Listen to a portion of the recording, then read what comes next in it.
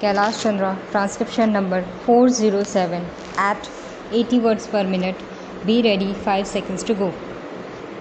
Madam Deputy Chairman, I am glad that the 7th annual report of the National Small Industries Corporation Limited has been taken up for discussion today. I am one of those who sincerely believe that small industry has to occupy a paramount position in our economy. I do believe that it has to play a very vital and dynamic role in our economic growth and development. Some time passed when this matter was debated on my motion. I made certain observations. The honorable member was good enough to reply to some of the points raised by me. Except the reply I heard on that occasion, nothing seems to have been done in regard to the various matters which inhibit the growth and development of the small sector.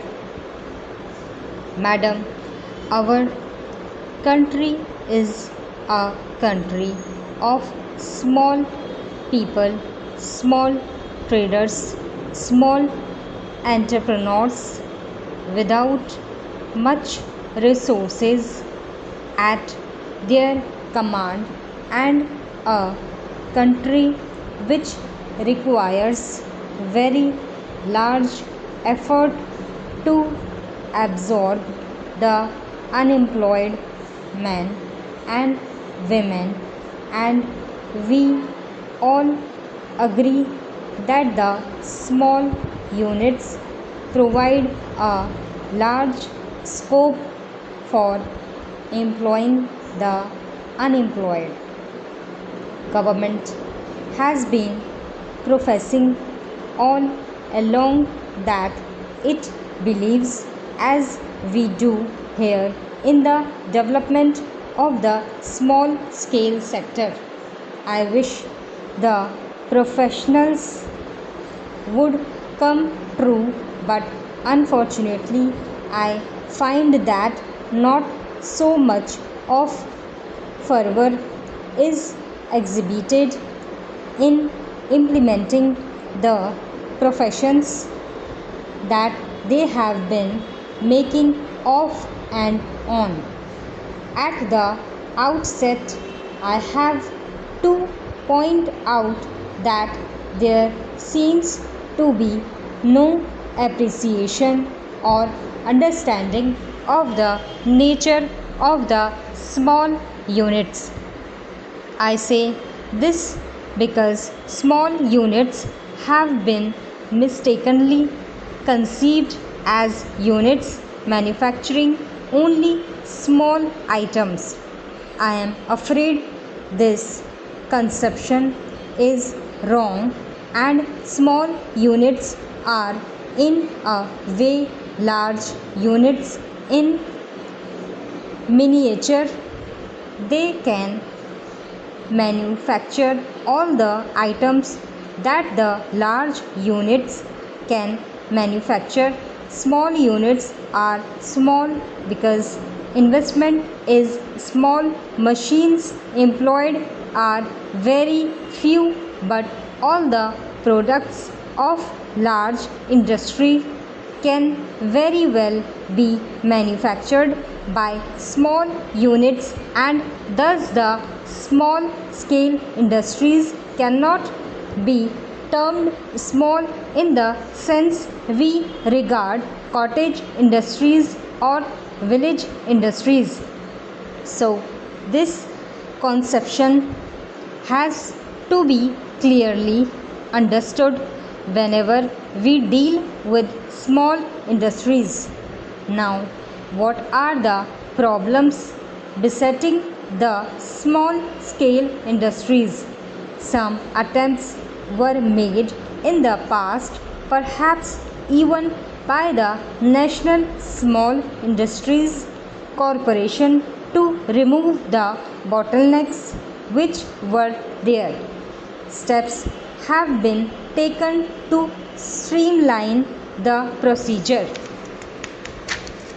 Now, the biggest bottleneck which is inhibiting the functioning of this organization seems to have been not removed at all. I want to be assured by the Honorable Minister that the Ministry is serious or earnest about removing this important bottleneck. Unless that is done, all the other steps taken by the National Small Industries Corporation already have no meaning at all. I want the National Small Industries Corporation to function very well and very effectively, and it should further the aspirations and ambitions of small people in the country today. The biggest bottleneck seems to be finance. On the last occasion when I was discussing this matter, I pointed out that even during the emergency, sufficient finance should be provided for the growth and development of small industries in the country, and that things meant for defense during the emergency could also be produced very well indeed by the small units, provided there is coordination and there is proper planning. Now, paucity of resources seems to be the biggest hurdle in the way of development of small scale organizations. All along these years, this organization has depended more on foreign credits. The capital structure of this organization is very small. The authorized capital is only 50 lakhs of rupees and the paid up capital is 40 lakhs of rupees. With this capital structure, it would be difficult for this organization to operate and to help various schemes which it has undertaken. So, it has by and large dependent upon foreign credits, and it is amazing to note that while government professes before parliament and before the country that it believes in small scale industries, that it wants to promote small units everywhere, it does not at the same time think if it was advisable or desirable to provide foreign exchange allocation at all. I do not know the reasons for not allocating at least a small amount of foreign exchange available with the government for the small scale sector. I expected that the government, which believes in the development and growth of small industries, would have automatically or normally taken steps to allot a certain amount of foreign exchange for small units, but this has not been done. All along, this organization has been made to depend upon foreign credits only and nothing beyond that. What is the position today?